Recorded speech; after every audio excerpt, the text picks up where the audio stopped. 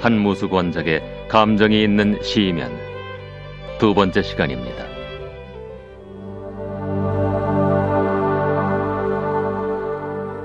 지난회의 이야기. 주인공 나는 죄악망상이라는 병명으로 정신병원에 입원한 전하를 찾아간다. 전하는 내 고향이기도 한 지방의 대지주인 딸이었고, 나는 빈천한 출신으로 당숙이 그 집의 토지 관리를 맡은 인연으로 전하의 서울집을 찾게 된다. 나는 전하의 서울집의 호화로운 풍경에 입을 다물지 못하고 저녁 밥상 앞에서 기도를 올리는 풍경에 더욱 놀란다. 그 기도라는 것이 큰 고모가 아리따운 여인과 어린 소녀에게 일방적으로 군림하는 모습의 다름 아니었기 때문이다.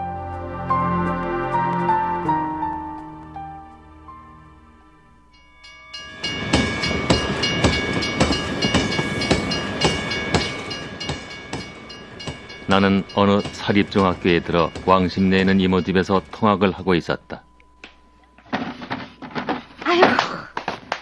아이고, 원 일이 해도 끝이 없으니 원. 워낙 집안이 모두 전하의 집에 붙어 사는 형편이라 이모 역시 그 집 출입이 잦았다. 더구나 그녀는 전하의 유모이기도 해서 그 집 사정에 밝았다. 네가 말한 그 늙은 누에같이 해맑은 부인이 전하의 어머니야.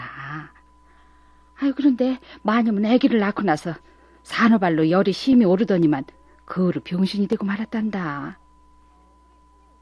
하지만 마님이 그렇게 된 건 산후발보다는 시어머니하고 큰신우 등살 때문일 거다. 그리고 곱게 생긴 마님은 참, 너도 독리서 들었지? 그 왜? 행실이 부정해서 욕된 씨를 지으려다가 철창 신세까지 졌다는 오리골 큰괴집 최대의 추문. 그래, 바로 그 사건의 주인공이란다. 오리골 사람들이 좀 수군거렸니?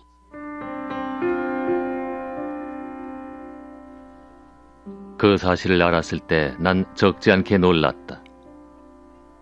그때 나는 동급생보다 훨씬 연장이라는 기묘한 열등감과 제 나이대로 진학할 수 있는 환경이 시세워 마음이 거세져 있었다. 그래서 당숙이나 이모가 전하의 집에 대해 은고를 느끼고 있다는 것도 내게는 영 못마땅한 일이었다. 그러므로 그녀의 집이 그렇게 남에게 손가락질을 받고 있다는 사실이 나에게 등골에서부터 자작 새어나오는 것 같은 쾌감을 주기도 했다. 물론 그러한 반감과 증오감은 전하의 집이라는 특정한 대상에 대한 것이 아니고 전하의 집이 대표하는 어느 계급에 향했던 것이라고 하는 것이 타당할지 모른다.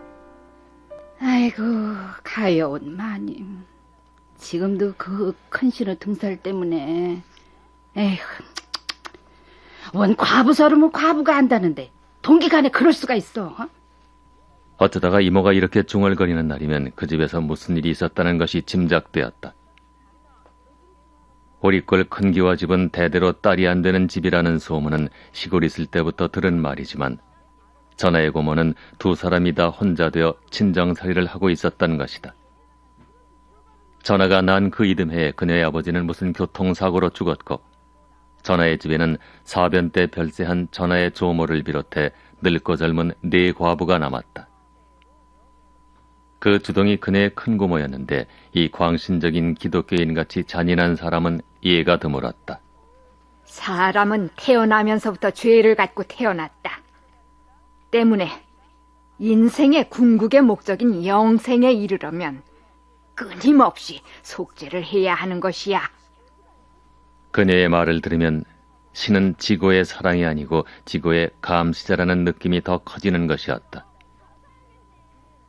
전하는 이 고모 아래에서 항상 죄에 떨며 살아왔던 것이 아닐까. 어쩌면 어린 그녀는 사랑이라는 말보다 죄라는 말을 먼저 들었는지도 모르겠다. 아이고, 세상에. 동기간에 어떻게 그럴 수가 있냐고.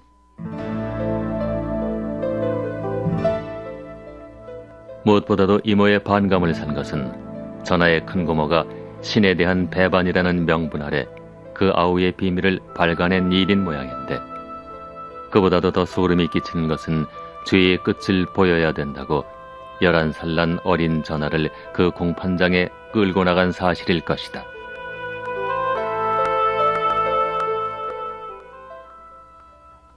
언젠가 밤늦게 전하의 집에서 돌아온 이모는 무슨 일이 있었던지 몹시 흥분해 있었는데 쏟아놓은 말 중에 그때의 광경이 끼어 있었다. 글쎄, 애기가 하얗게 핏기가 가시면서 내 팔 안에 이렇게 쓸어 넘어지지 않았겠니?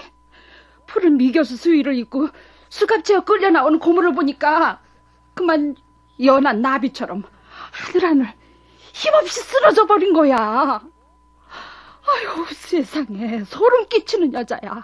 아이고, 소름 끼쳐. 물론 나는 정상이다. 전하마냥 자기 감정의 경사를 끝까지 타고 내려가지는 않는다. 그러나 이 안타까운 심정, 아무래도 내 품속에 그녀를 다시 품음으로써, 아니면 영원히 그녀를 잃음으로써 자신을 찾아야겠다. 나는 전하를 범한 것은 아니다. 사실 우리는 어느 쪽에서 먼저 쓸어안았는지 몰랐던 것이다. 내 품속에서 그녀는 불타는 여인의 목숨 그것이었다. 내가 범했던 것이라면 그녀는 피해감과 분노와 원한을 가졌을 뿐 거기에 죄의식을 느끼지는 않았으리라. 대체로 성의 교합이란 서로 사랑하는 부부 사이에 있어서까지 어떤 처절한 감정이 따르는 것인지 모르겠다. 그러나 성은 생체의 본질의 하나가 아니겠는가? 구태여 죄라면 그 죄를 거듭함으로써 구원을 받을 수도 있는 것이 아닐까? 내가 잘못했어요. 내가 잘못한 거예요. 난 죄가 무서워요.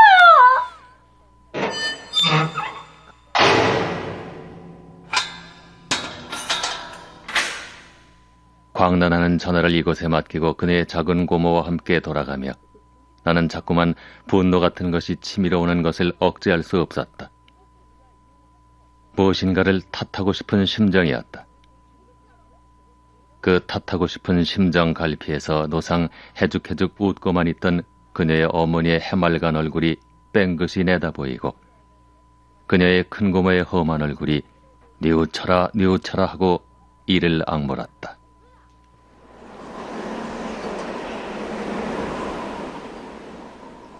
전하의 작은 고모는 도무지 말이 없었다. 음산한 겨울에 구름이 끼어 무슨 아기를 품은 것 같은 하늘 아래에서 그녀는 여느 때보다 더 조용히 발을 옮기고 있었다.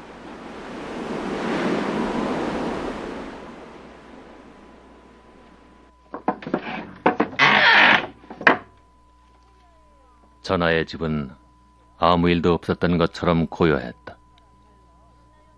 그녀의 그 해맑은 어머니는 이미 죽고 없었다.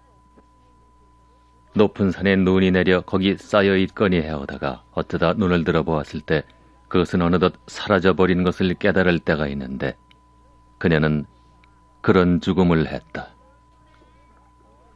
우리는 말없이 방으로 들어섰다. 언제나처럼 아담하고 정돈된 방벽에는 전하의 옷이 그대로 걸린 채로 있었다. 문득 눈길이 책상 위로 갔다. 깨끗하게 정돈된 책상 위에 영어 잡지 위에 영어로 된 서류인 듯한 엷은 크림빛 종이가 얹혀있는 것이다. 며칠 전에 나온 전하의 입국 허가증 비자였다. 뭔지 모르게 섬찟해지는데 전하의 작은 고모가 무슨 신호나 받은 것처럼 두 손으로 그 종이 쪽지를 받쳐들며 흐느껴 울기 시작했다.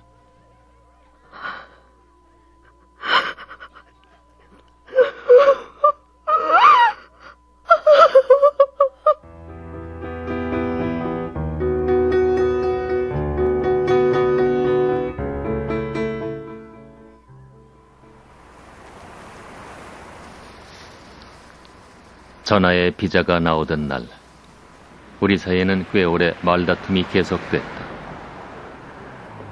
말다툼이래야 전하는 그저 내 말에 동의를 하지 않았을 뿐 나 혼자만이 뇌거래됐던 것에 불과했다. 그녀는 본시 말을 하지 않으면서 상대방에게 많은 이야기를 들은 것 같은 느낌을 주는 여인이었다. 대체로 전하의 성격은 무슨 액체처럼 윤곽이 없었다. 기이한 환경 속에서 엄청나게 상이한 사람들 틈에 끼어 자라는 동안에 아무하고나 어울릴 수 있는 양순하고 고분고분한 성격이 돼버린 것인지 모른다. 전하는 독특한 형으로 머리를 빗었다. 왼쪽으로 가르마를 타고 옆머리를 위로 약간 걷어 올렸다가 가볍게 물결치게 빗어내린 머리가 그녀의 몽상적인 얼굴에 잘 어울렸다. 그녀의 옆 얼굴을 훔쳐보는 내 눈초리가 실망으로 흐려졌다. 나는 그녀가 못마땅했던 것이다. 한마디만, 꼭 한마디만 해줘. 빈 말이라도 좋아. 무슨 일이 있더라도 너 혼자는 떠나기 싫다고만 해줘. 그러나 전하는 빈말을 하는 사람은 아니었다. 꼭 담은 입술이 발끝에만 집중시키고 있는 시선이 난 이번 기회를 놓치기 싫어. 그렇게 끊어 말하고 있는 것이다.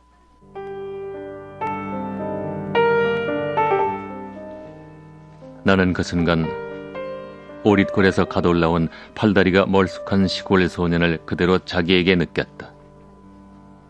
내게 눈길도 던지지 않던 어린 나비처럼 애처롭고 아름다운 소녀가 거기 있었다. 거리가 느껴지는 것이다. 그것이 현실이었다. 27살의 이성이 좀 더 일찍 알고 있어야 하는 현실이었다.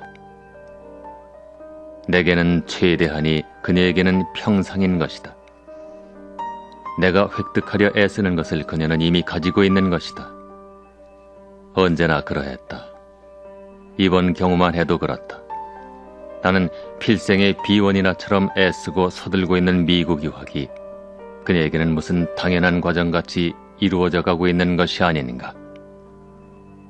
입국을 거부당할 정도로 험한 흉이 남도록 가슴이 나빴다면서 그 사실을 자신이나 남이나 모르고 지내왔다는 엄청난 사실이 새삼스러운 굴욕과 분노가 되어 가슴에 와 감겼다. 내 몸이 그렇게 아프다는 사실을 나도 남도 아무도 몰랐어. 내가 지금 갖고 있는 것을 갖기 위해서 난 내 가슴이 아프다는 걸 느낄 겨를도 없이 악착같이 살았어. 그런데 넌 그것을 너무나 당연하게 누리고 있구나. 내가 어떻게 느끼는지는 아랑곳하지 않고 너무나 쉽고 너무나 당연하게. 전하가 떠날 생각으로 있는 것은 당연한 일이었다. 그러나 뒤에 남게 되는 마음에는 그것이 어떤 배신 같지만 느껴지는 것이다. 아니, 배신이 아니고 농락이라는 쪽이 옳을지 모른다. 제 본심이 드디어 나타난 것에 불과한 것이다. 도대체 오릿골 큰기와집 아가씨한테 일찍 어버이를 잃고 그 집 마름을 맡아보는 당숙손에서 겨우 자라난 거지나 진배 없는 놈팡이가 당할 일인가. 어금니가 옥물려진다. 눈에 힘을 주어 쏘아보았다. 약간 창백한 고상한 여벌골. 무엇인가가 가슴 한 구석에서 피를 토했다. 농락한 것이라도 좋다. 그대로만 속여다오.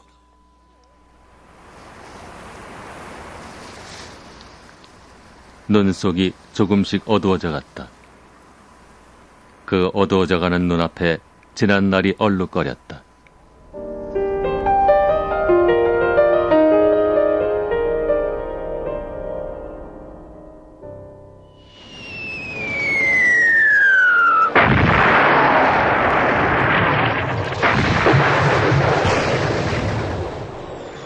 휴전이 되던 해에야 나는 비로소 부산이라는 곳을 가보았다. 거기 피난하고 있던 이모의 병이 심상치 않다는 소식을 받았기 때문이다. 이모는 전하의 집사람들과 같이 기거를 하고 있었다. 늙은 몸에 힘이 겨웠겠지만 이모는 무던히 명랑한 얼굴을 보여주었다. 통조림이나 미국 과자 같은 것을 적지 않게 사가지고 간 조카가 자랑스러웠던 까닭이리라. 나는 당시 유엔군 통역으로 있었던 것이다. 사변 직후 당시 중학 6학년이었던 나는 수복과 더불어 군에 들어 비교적 고생을 덜한 셈이었다. 대장이 앞에 말한 라이너라는 대위였는데 이 사람은 직업 군인이 아니고 소집을 받아 나온 젊은 고고학자였다. 우연히 그의 부하로 있게 됐던 나는 이 진지한 젊은 학자의 지도를 받게 되어 악착같이 영어를 배웠다. 2년 후 부대가 대구 지방으로 이동됐을 때는 나는 제법 우수한 통역이라는 말을 듣게 돼 있었다.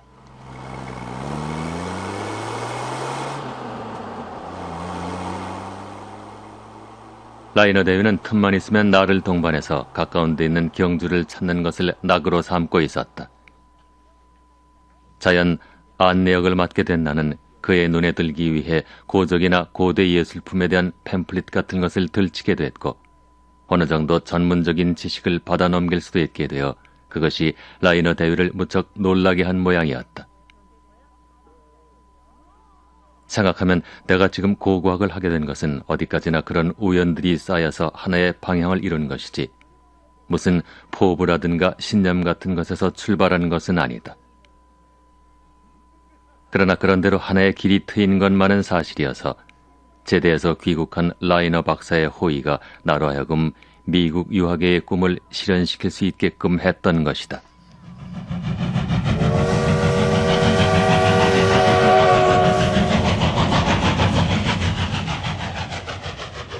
피난 내려가던 이듬해에 어머니를 잃은 전하는 몇 해 못 보는 동안에 놀랄 만큼 성장해 있었다. 아이고, 어서 와라, 어서 와. 아유, 마님, 얘가요, 중학교 졸업하고 미국 무대에서 미국말 통역을 하고 있잖아요. 미국 장교가 이 아이를 그렇게 총애한대요. 그래요?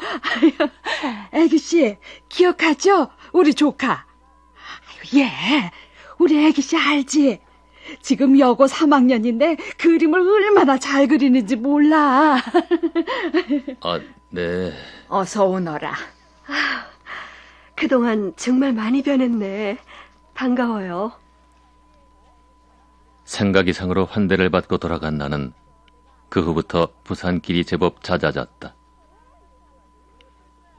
어려서 여인 어머니 대신이었던 늙은 이모를 보살핀다는 이유에서였고 사실 이모가 그대로 눌러있기를 원하는 이유도 있었다. 그러는 동안에 나는 어느덧 서울서 그 집으로 갈 적마다 가졌던 열등감을 잊어버리게 되었다. 그것은 전하의 큰 고모까지 나를 전과는 달리 맞아주었던 탓도 있었겠지만 그런 외부적인 이유가 다는 아니었다. 그보다는 고만쯤의 어학력으로 한껏 오만해진 내 하룻강아지 같은 철없는 마음이 더 큰 이유였다는 쪽이 옳을 것이다. 그런 어줍잖은 나를 전하는 왜 사랑하게 됐는지 모르겠다.